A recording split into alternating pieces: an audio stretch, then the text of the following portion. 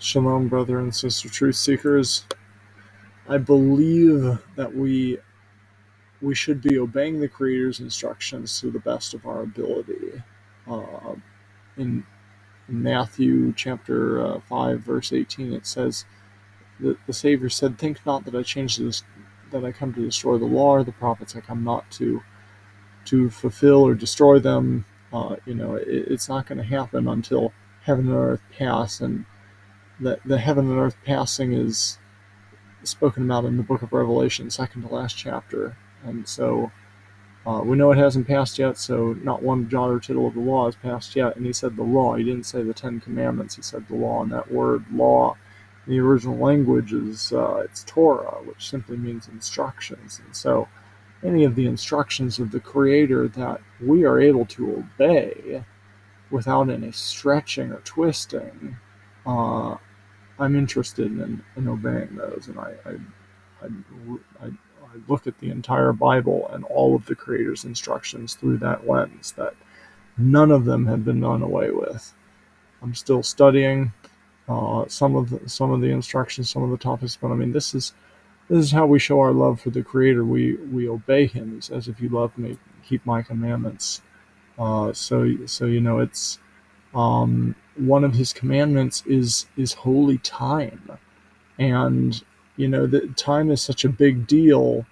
And the Antichrist in the book of Daniel, the lawless one of his main missions is he would think to change times and laws.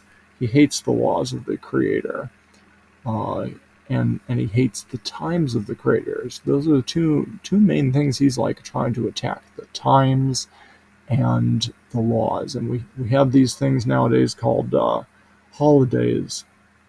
They're pagan holidays. If you look closely into it, I pray you'll start to discover that they're just traditions of men mixed with holy things of the Creator, and it just shouldn't be done. The Creator said doing that is an abomination. He doesn't want His holy things mixed with unholy and profane things. But anyway, the Creator has His true holy days, and those are described in various places of the Old Testament.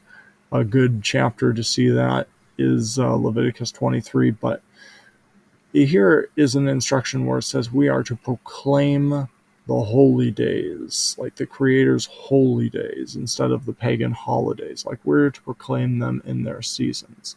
So, to the best of our abilities, I believe we should all be proclaiming in love. We should have loving iron sharpening iron, and really leave the Creator to convict from there. But we should be speaking. We should be communicating.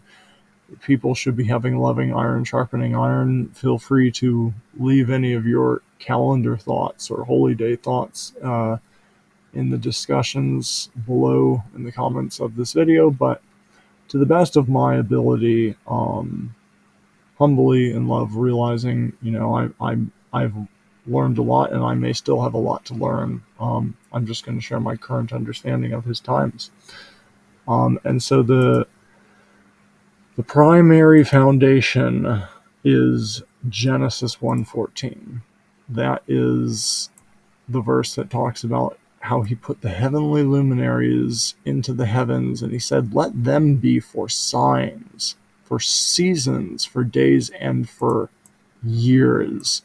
So I think we need to be very careful of these concepts nowadays that are called calendars. Like, it seems more and more we have these calendars that become these free floating number cycles. And we need to make sure, per this verse, I mean, we don't have an understanding of what the Creator's times is unless it's for these lights in the heavens and the way they're moving. And so, like, our concept of year, it should be tied to a direct luminary witness in the heavens. And, the signs, the seasons for days and for years, like, we need to be cautious of calendars that are becoming detached from the direct witness of these heavenly luminaries. So that has stuck with me throughout all the years. And I guess this is what my current understanding is looking like for the timing of the Creator's holy days. There's this little legend out here that kind of tells you what each day represents, but it's color coded. So this green one, I think, is the first day of spring, and Passover's this red one, and unleavened bread is the yellow, and Pentecost blue, trumpets orange, atonement gray, tabernacles purple. So this is my current understanding. I'm proclaiming it. You know, I just wanted to say, like, something that occurred to me recently is these holy days are real. They're like quality time. Like, my family's getting bigger and bigger. I have a number of children going on 5, and I just realize how important it is to make sure the family has quality time these days. There's so many distractions in life, but it's just something they all crave. And I think the Creator does too, and it's a big deal, to have quality time with the Creator. And these are the times, to the best of my abilities, my current understanding. But I mean, whether or not these are accurate, these holy days, Passover, unleavened bread, they teach us more about His truths and His plan, and but it's holy time. It's quality time that He's looking forward to, and we don't want to miss that in the busyness of this life. And so I just want to encourage everyone. He there you may or may not be aware of it, but there are many different calendar understandings out there. Um, it's important to try. Don't ever give up on this. Like, that's what the lawless one wants. He wants people to just give up and say, oh, it's just something we're not going to figure out. But it's important to the Creator. It's quality time, and there's something special about it. It's holy time. And I just encourage you to never give up. Just keep digging in, seeking the truth in love with a pure heart. And I know He's going to lead us into all truth. Where the promises: seek and you will find, knock and the door will be open, ask and it will be given unto you. Those are promises. And He has a perfect timing and a reason for why He chooses to,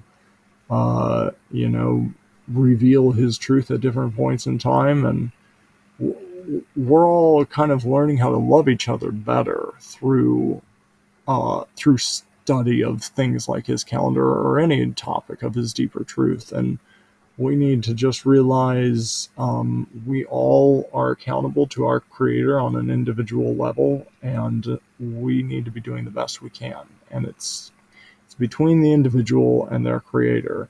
But aside from that, we should definitely be having a loving iron sharpening iron. But I'm not going to sit here and tell you that this is 100% accurate. This is only my current understanding, and I could be wrong. I have every intention to keep studying it out and having loving iron sharpening iron with my brothers and sisters, but this is currently where I'm at.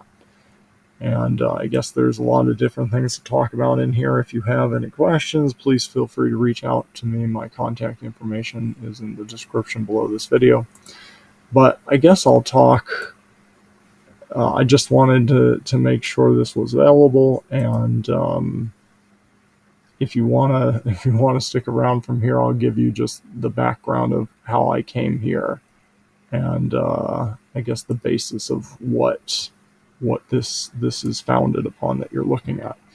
So where it all started was years ago. I was waking up to the Creator's truths, and it's just just a love for his word. There was one point in my life where I pretty much lost everything, and my dad gave me the best advice I think any Christian parent ever could give his kid, and that was he pointed me towards an audio Bible, and I wasn't a very big reader, but I could listen. I could listen when I was working out, when I was doing chores, and when I was driving on the road commuting, and so I got into the Bible a lot, and I never stopped.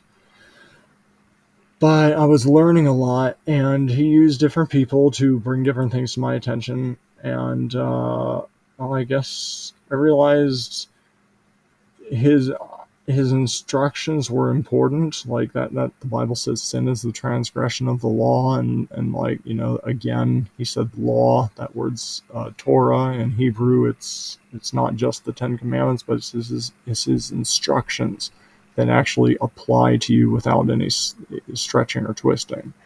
And so uh, I guess some years went by, and I didn't know anything about the holy days at first. I knew about the Sabbaths, the weekly Sabbaths. And at one point, he used a coworker to just mention something about the holy days to me that really caught my attention. It was like 3 days and 3 nights. Like you can't get 3 days and 3 nights between Good Friday and Easter Sunday. And no, I didn't work.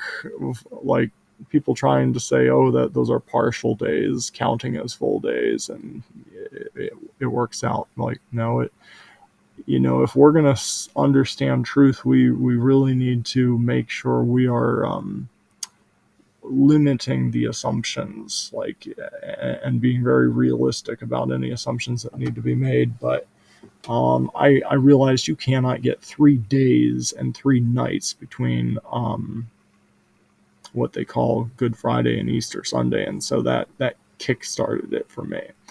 And where I started was I happened to just come across 119 Ministries. Was actually a coworker that recommended that to me, and I just I ate up like everything they had to say, and it was just like everything was becoming so clear. Like I guess I was only kind of understanding the Ten Commandments to be important prior, but coming across 119 Ministry stuff, all of a sudden it was like, oh, yes, the instructions, not just, you start noticing things like that. Like he didn't say sin is a transgression of the Ten Commandments.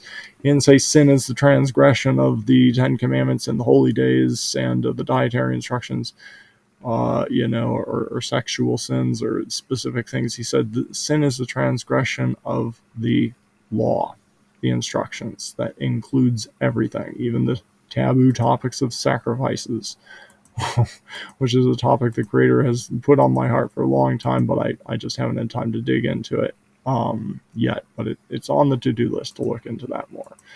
But, I mean, it is my understanding that none of the Creator's instructions have been done away with. Not one jot, not one tittle. And so, I mean, it simply becomes a question of what is able to still be obeyed, what applies to me, and what can I obey without having to do any stretching or twisting, because I only want to obey it if I can obey it as it was instructed.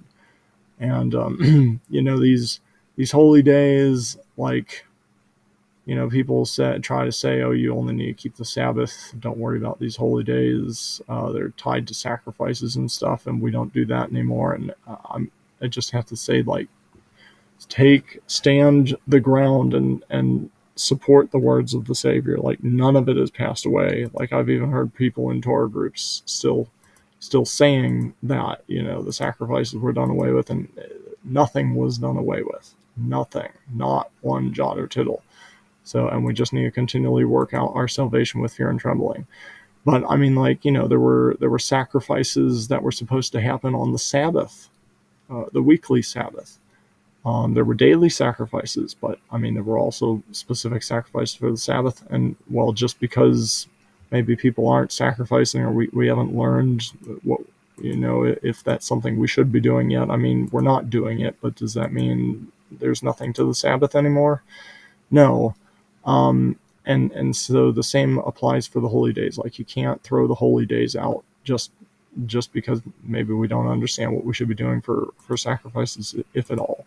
And I mean, those are just shadows. The book of Hebrews said that the blood of bulls and of goats, it could never, ever, take away sins. That means not then, not back in Bible days, like not in the past, not in the present when when that verse was written, and not in the future, never. Like, they're shadows, kind of like what these holy days are. I mean, they're a picture of understanding a greater plan. And so anyway, I guess I just followed 119 Ministries for a while.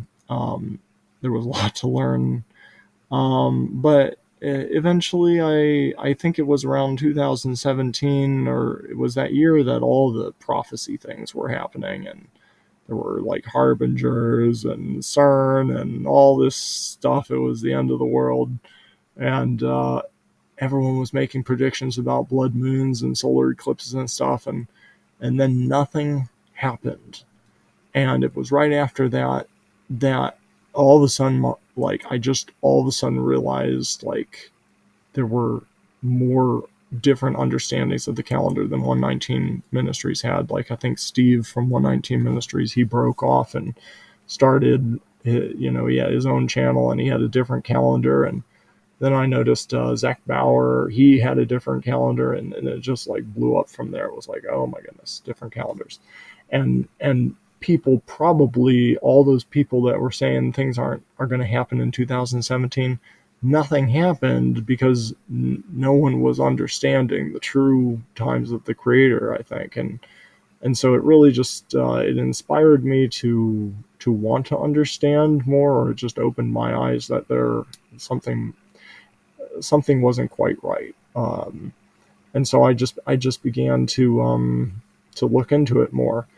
And as I mentioned, I'd read the Bible over and over and over, like I'd listen to it, and I'd hear it mention different books in the Bible. I'd hear it mention Jasher. I'd hear it quote from the book of Enoch and stuff. And like, so, I mean, I heard these different books mentioned. I mean, there's tons of them if you listen to the Proverbs and the Psalm. Like, it mentions all these different books that you don't see in the Bible. But I was curious one day. This was actually years before I started learning anything about the Creator's calendar. And I heard the book of Enoch mentioned a few times, and it was just quoted in the book of Jude. And so I decided to test it and look into it like a couple of years earlier. And when I did, I found the verse in Jude that was quoted. And I don't know about like everything in the book of Enoch, but I remember going through it and I heard there were chapters about the stars and like the moon and the sun, and it just meant nothing to me at the time. It was just like, oh, okay, that's interesting. Let's get through this to something else.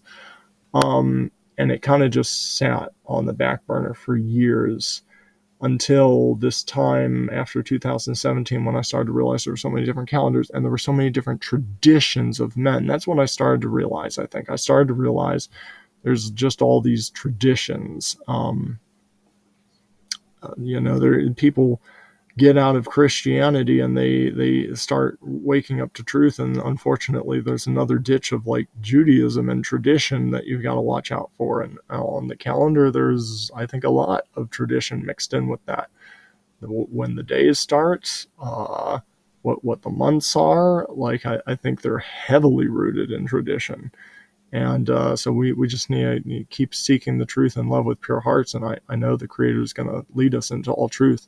But yeah, it was around that time that I just wanted to prune away all the tradition, and I wanted to try and find something that was written. The only thing that I could solidly find that was written was Genesis 1:14. These are the timepieces, no doubt about it. But the problem is there doesn't seem to be anything in the canonized Bible that describes the movements. And so it was around that time that I remembered I had listened to the Book of Enoch a couple years before, and that there was like a whole section, like 2 or 3 chapters on the Book of Enoch. And so I just opened it up again and started to try and figure it out. And I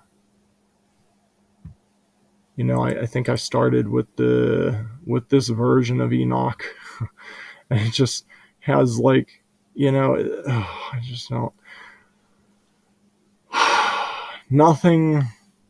Enoch might be wrong, and trust me, I'm ready to throw anything away that the creator tells me is not something I should be paying attention to. But I mean, I was blown away by the amount of information that was in here. Like, you should read just chapter 72. He describes like the movements of the sun over the course of the year, which has really been foundational in my understanding of what I do with the sundials on the YouTube channel. But it was, I guess the big piece that got my attention was right off the bat. It says the courses of luminaries, their relations, their classes, their origins, according to their months.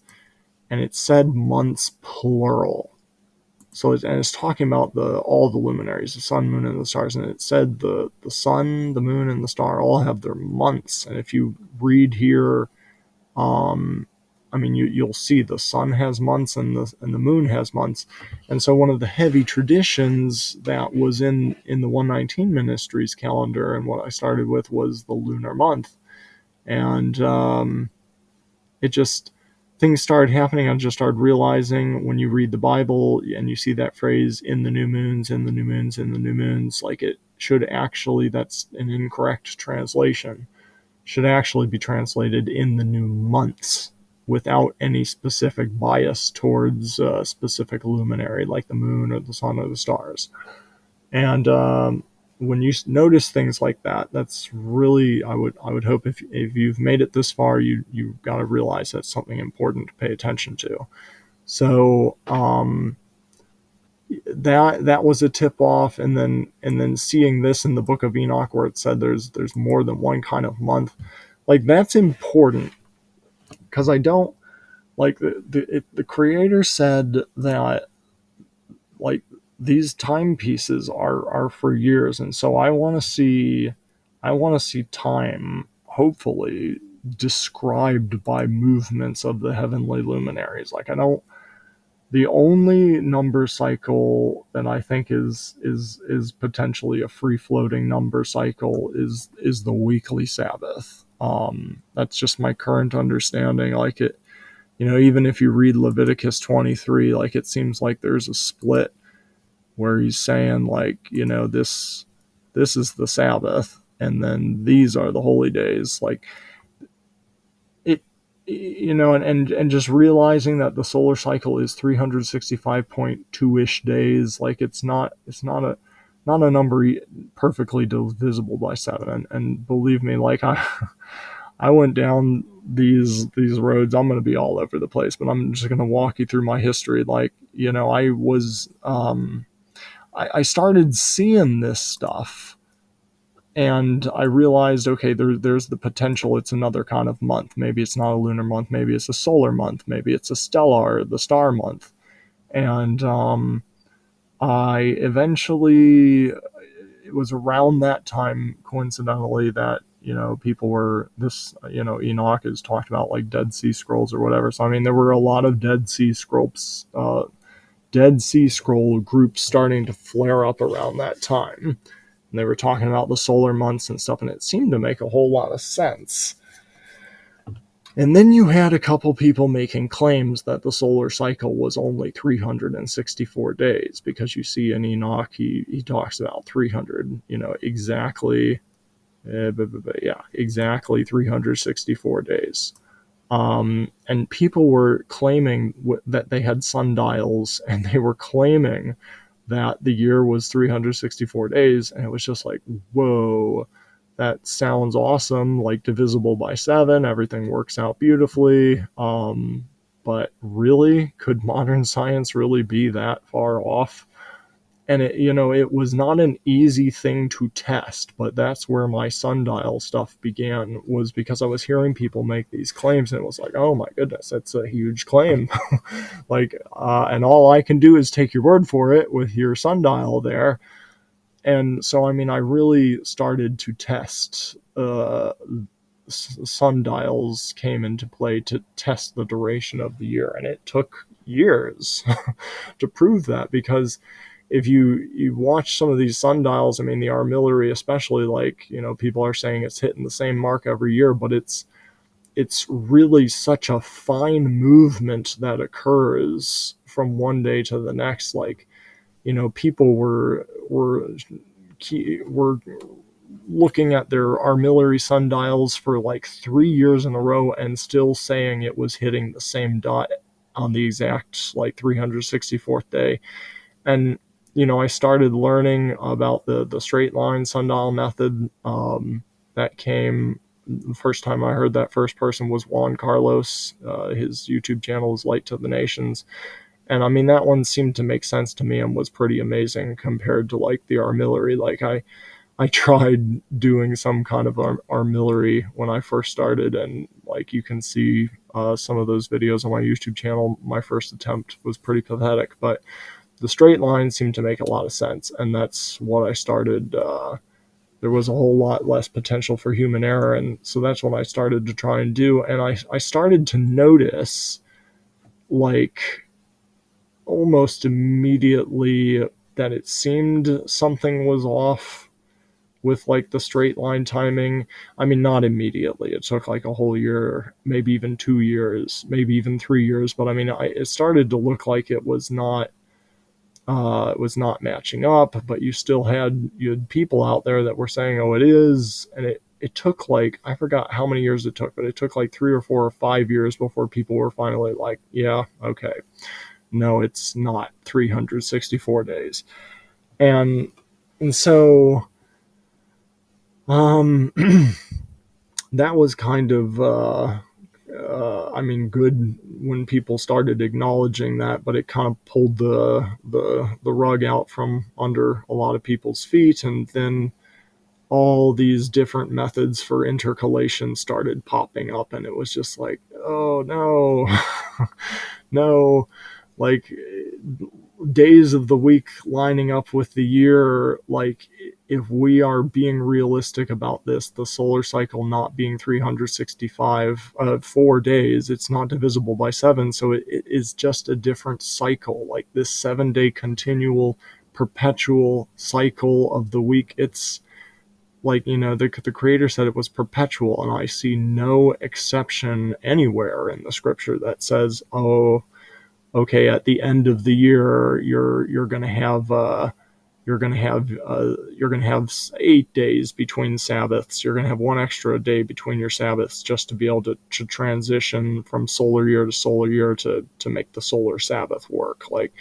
I don't the only thing I see in scripture is 7 days perpetually, 7 days, 7 days. This exactly 364 day thing was a bit of a hurdle to get over. And there was I remember there was one year when I was doing the calendar and learning things, I ended up doing Passover and unleavened bread 2 or 3 times, because it just wasn't sure.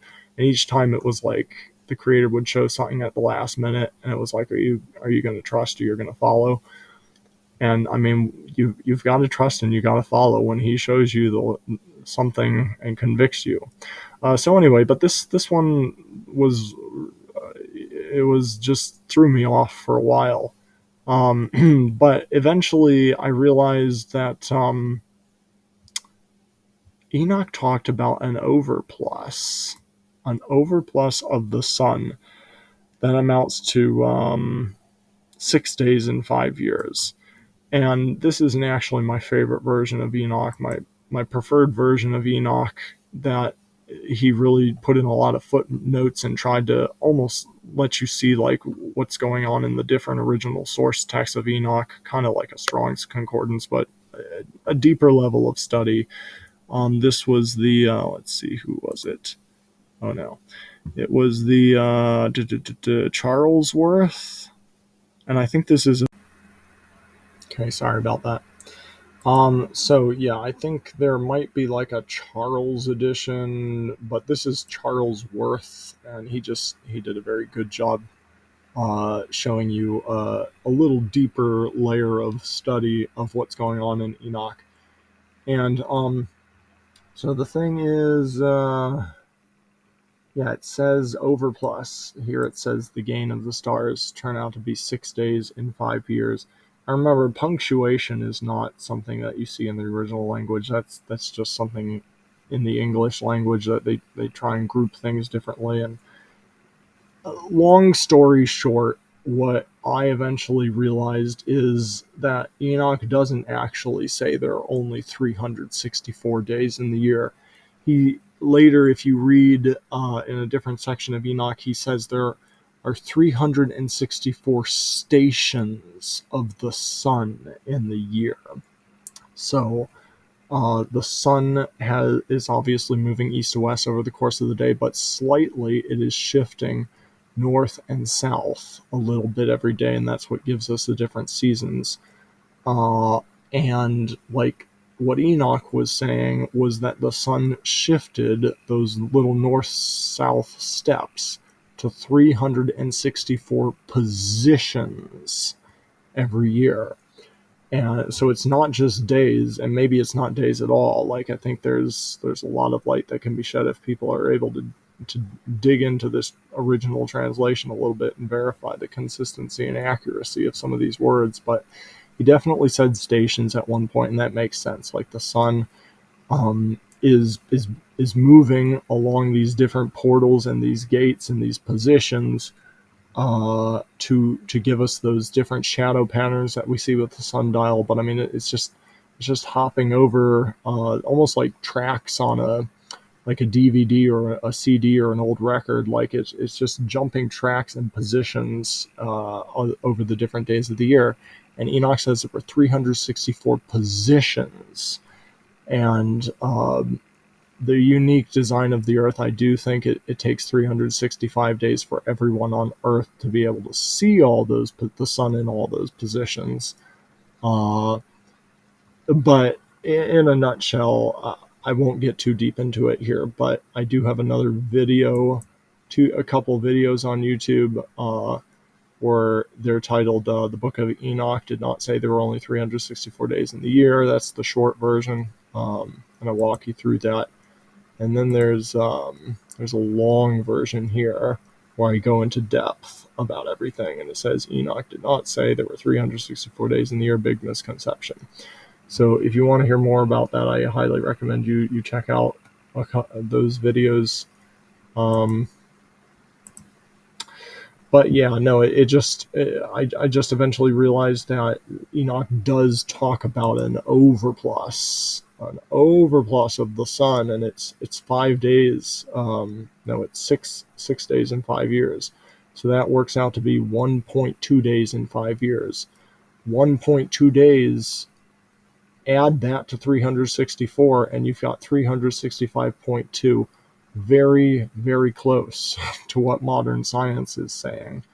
And I definitely think it's close. It's so close that modern science might just not have figured it out yet. Like they say, it's like 0.64.24 or something. Like I think we're very, very close. I think maybe modern science is wrong, or it's pretty close. But it makes sense. Like there's an extra 1.2 days in the year. So, I mean, and to get an understanding of where that extra 1.2 days comes in around the flip of the year, like if you,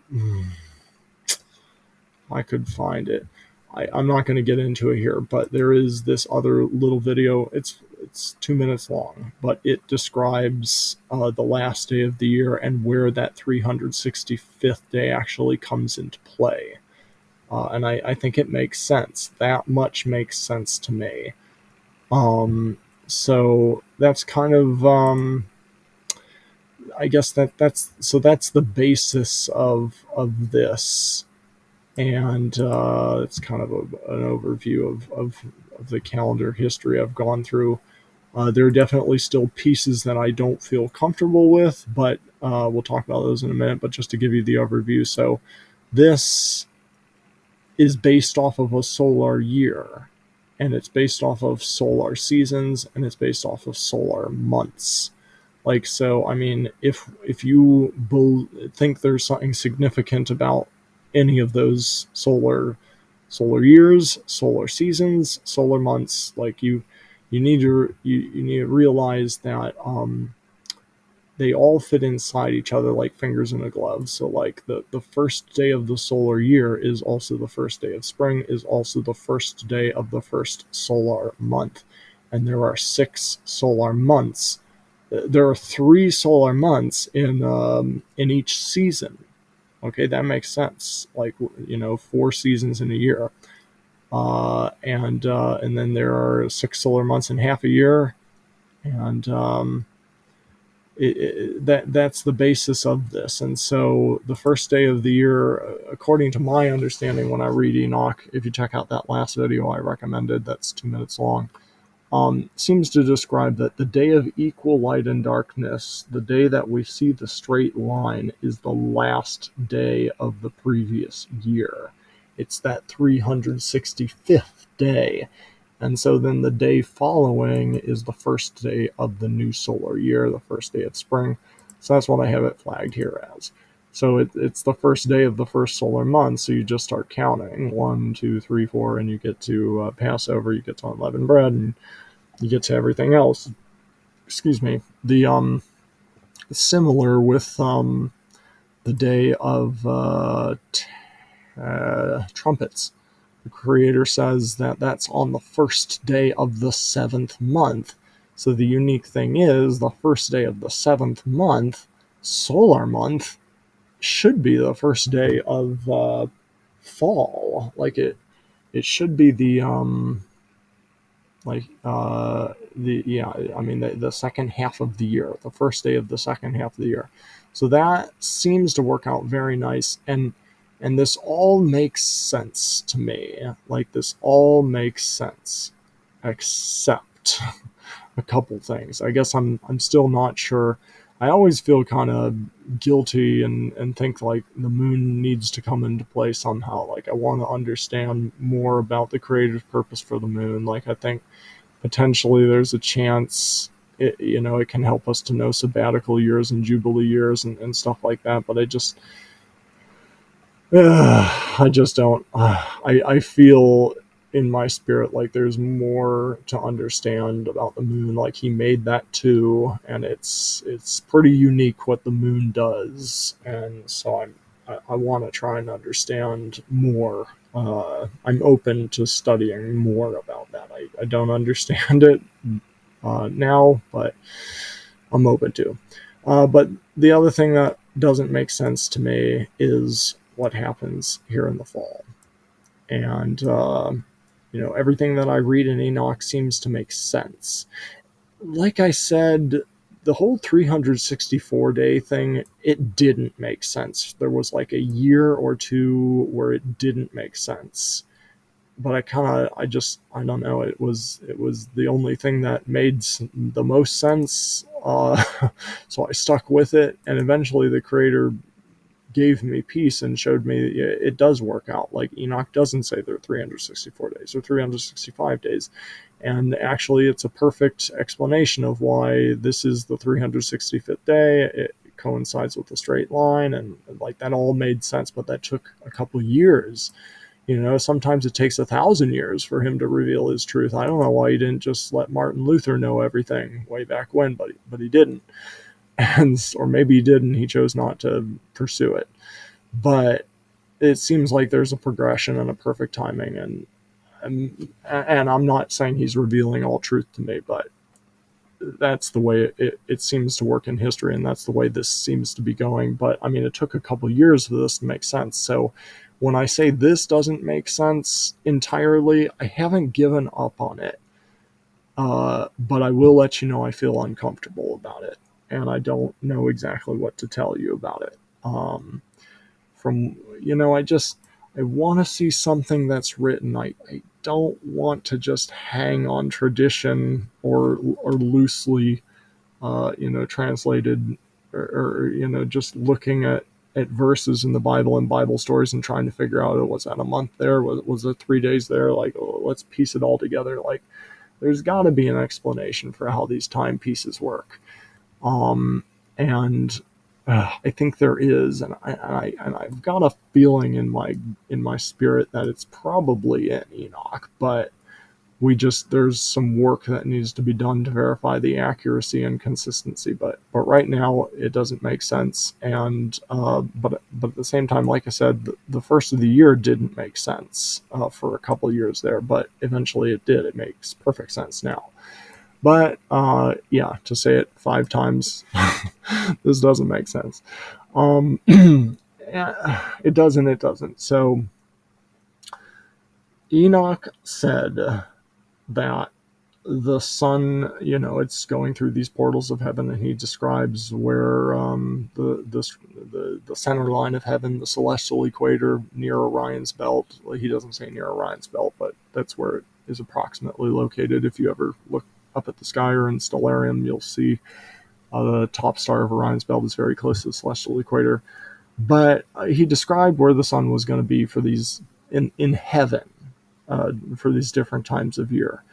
And the weird thing is, he gives these counts, and there's the way the counts go in Enoch is it's 30 days, and then the last solar month of the season, there's one extra seasonal transition day at the end of that. So you get 91 days in the season, and then 91 times 4, you get 364 days in the year. And then at the end of the year, there's the 365th day, which is the day that the straight line occurs. So, it seems to all make sense except for this piece. And except for the first day of fall, that doesn't make sense to me. And I'm sure I'm going to study it more as this year progresses. We seem to have discussions and study it more every year, but I'm still not finding peace about it. But, the thing is, so the first day of the 7th month, according to Enoch, is supposed to happen, it seems like, on the first day of fall, the first day of autumn, the season of autumn, the first day of the 7th solar month. And that's right after the September equinox, or it seems like it should be. Like the same thing, like equal night and darkness. And I don't know if I'm just missing something about the way it's describing the day of equal light and darkness. I was here for a while for the first day of the year. Maybe something's being missed here, but something just seems way off. And I just don't know what to tell you. The straight line that we look for at the beginning of the year, this amazing phenomenon that seems the sun is like crossing over the celestial equator, and it's cutting this perfectly straight line, or what appears to be a straight line on our sundial boards. Like, it does that 2 times a year. It does that in March, and it does that in September. And but the one in September is it's like 3 days off from this. It doesn't make any sense. It just doesn't make sense. And I don't know what to say about it, other than it needs to be studied more. But I will say this: there was another sundial method, a test I was using 3 or 4 years ago that I haven't been able to repeat because life has just been so crazy. We had to move, switch jobs, all this stuff. And but what I did was I took pictures of the sun. I took pictures of the stars in the night sky, and you can find these videos on my YouTube channel. But I took pictures of the stars coasting across the sky, and I knew approximately where Orion's belt was, and I knew that was where the celestial equator was, and I was comparing it to when I was seeing the straight line on my sundial board. Like, what's the position of the sun when I am seeing the straight line on my sundial board, and it was very close to Orion's belt. I was overlaying. I think actually there might be some pictures buried in the spreadsheet somewhere. I'm not going to go digging now, but I was comparing. I was actually taking pictures of the stars at night, see where the celestial equator was, and then I had my camera was mounted in the exact position during the day, and I took pictures of the sun as it coasted across the sky. And I overlaid those pictures, and I could see where the sun was with relation to the stars. And so I compared that the day I did the straight line test in March, and I could see where the sun was on that day when I did the straight line in March. I could see exactly where it was. And it looked like it was pretty close to the celestial equator, pretty much right on. But then come the fall, that I just don't get it. But the straight line seems to be like 2 or 3 days off in the fall, and that just it's weird. But when I did the same experiment where I took pictures of the stars and I took pictures of the sun in that fall that year, and even though the straight line wasn't matching up, the position of the sun did look like it was matching up. Like it landed, the position of the sun looked like it landed back where it was in March. Like it was on that line, and I need to dig those pictures up.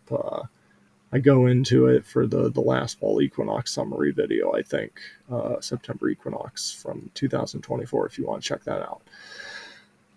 But the straight line didn't seem to match, but the position of the sun seemed to be in the same position it was for the previous March. And so the thing is, that's how Enoch describes it. Enoch describes it as a position in heaven, like there are gates and portals, and he says the sun is going to be in that portal, in that gate at this time. And so the sun looked like it was in, when I compared the pictures, the sun looked like it was in the same portal.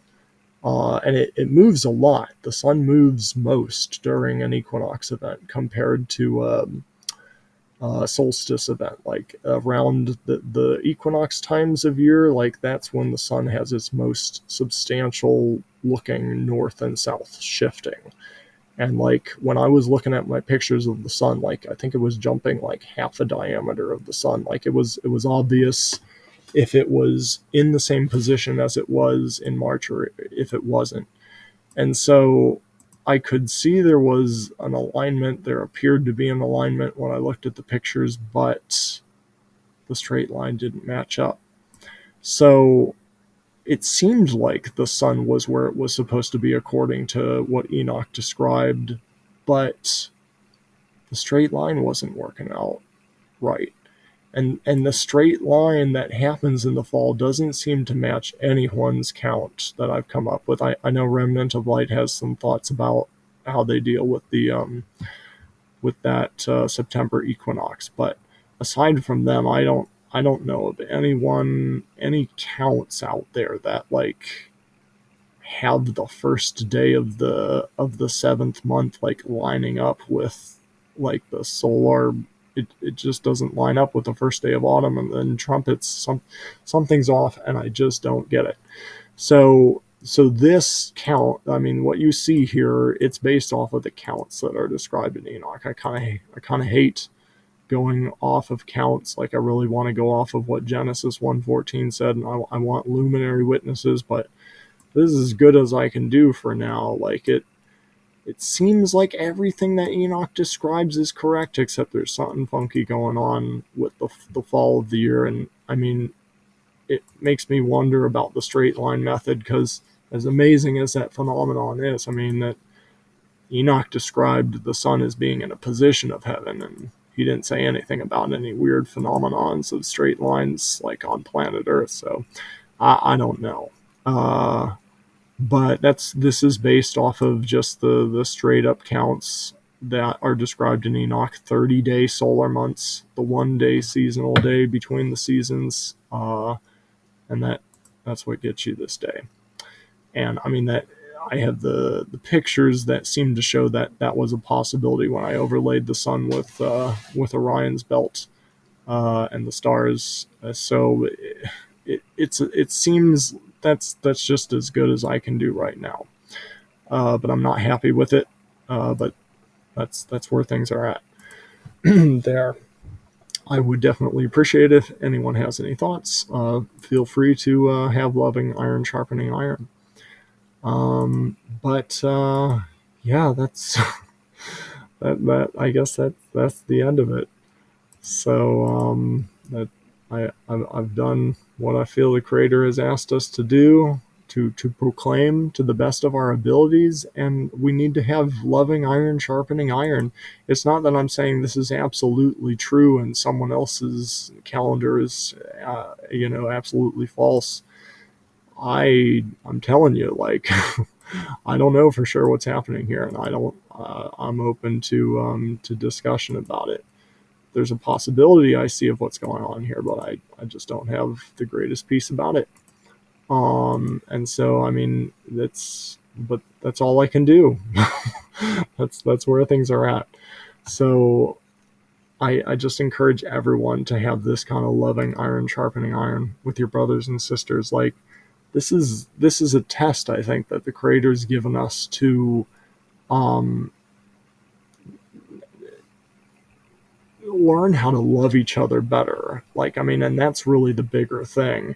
And I think if people are doing their best, whatever calendar they have, if they are truly trying, if they have been diligent to test all things, prove all things, and the Creator has given them peace about what they're doing, then that's between them and their Creator. And, who are we to judge another man's servant? Like, what I told you about this. That's why I mean that's another reason why I don't go after people and say, oh yeah, your calendar's wrong. Like there's, I mean, even with the lunar month thing, like that's really like it just seems so weird that even Enoch gives so much detail about the moon, like, and the moon does all this special stuff, and it's like, really, there's no significance to that.